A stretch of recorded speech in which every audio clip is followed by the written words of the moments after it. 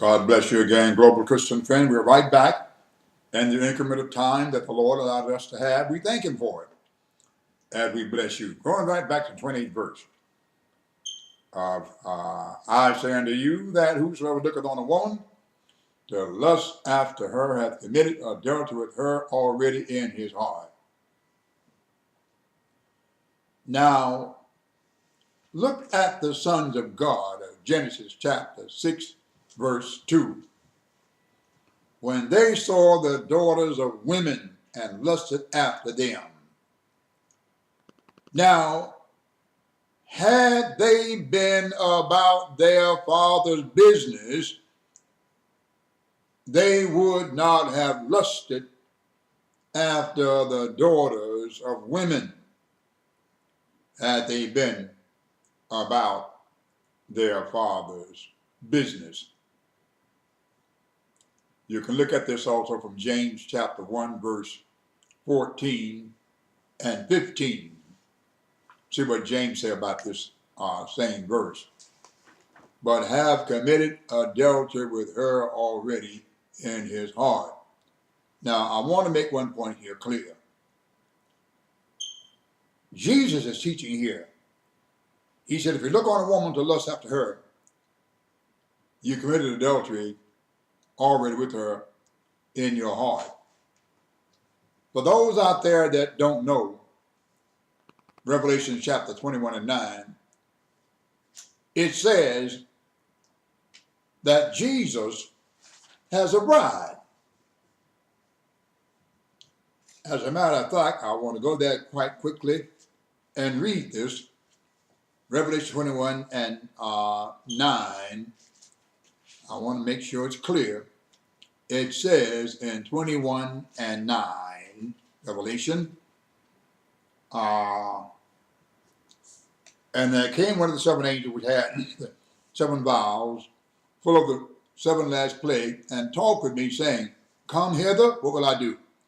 I will show thee the bride, the Lamb's wife. Therefore, if the Lamb has a wife, the Lamb cannot have another wife. And you can't teach one thing and live another. Jesus cannot teach, if you look on a woman to lust after her, you committed adultery already with her in the heart, and he has a wife, he has a bride already. That's dropping a hint to some of those out there that need a greater understanding, and I hope you get it. Verse 29, and if thy right eye offend thee, pluck it out and cast it from thee, for it is profitable for thee that one of thy members should perish, and not that the whole body should be cast into hell. Now think about that statement. The whole body cast into hell. Hell itself, in Revelation chapter 20, verse 14, which is the second death, is going to be cast into the lake of fire. And it's not going to be cast into the lake of fire, taking all the souls with it, but it is going to be stripped, first of all. There will be nothing for hell to glory about before it is cast into the lake of fire, the second death. And he said in verse 30, and if thy right hand offend thee, cut it off and cast it from thee. For it is profitable for thee that one of thy members should perish, and not that thy whole body should be cast into hell. Now, there's a reason Jesus said that. Cut it off, cast it from thee. Why? Because if you don't cast it from you, it will always be there to remind you, and remorse will set in, and you will begin to think, maybe I shouldn't have cut it off in the first place. Maybe I should have kept it there. As long as it's in sight of you, there's the possibility. Cut it off, cast it from thee. There will be no reminder that your decision was final. Now, verse 31. We'll see this in Deuteronomy 24:1. It had been said, whosoever shall put away his wife, let him give her a writing of divorcement. A writing of divorcement had to consist of 12 lines. If you wanted to divorce your wife in the olden days, if you were not capable of writing a 12-line divorcement letter, you were not qualified before the rabbis. It had to have been a divorce of 12 lines. That's the system, that's the custom, and you can get a good understanding about this further from Mark chapter 10, what Jesus told them there in Mark chapter 10, verse 11, right on down through, about the writing of a divorcement. And you get a good understanding about that from Deuteronomy chapter 24, verse 1.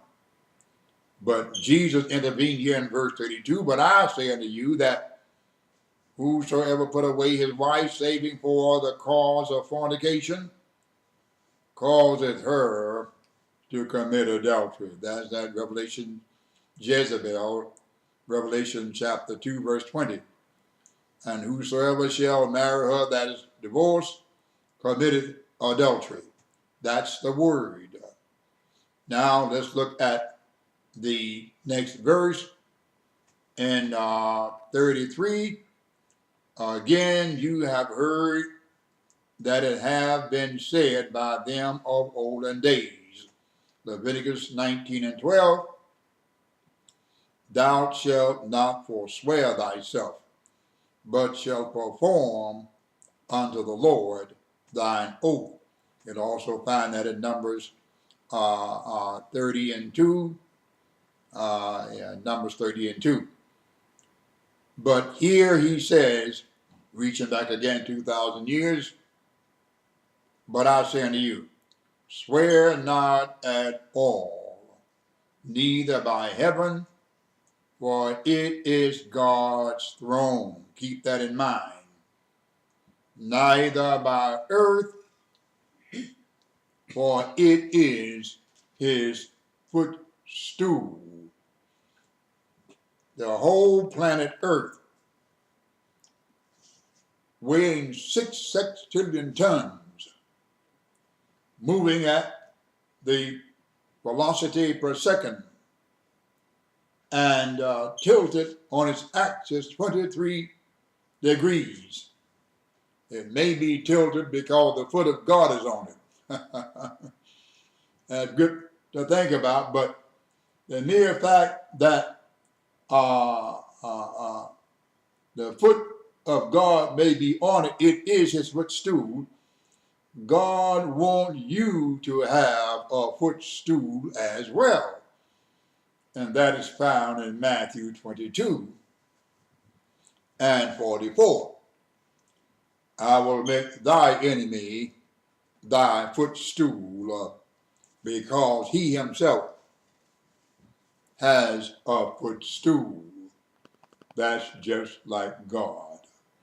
Neither by Jerusalem, for it is the city of the great King. Next time, global Christian friend, God bless you.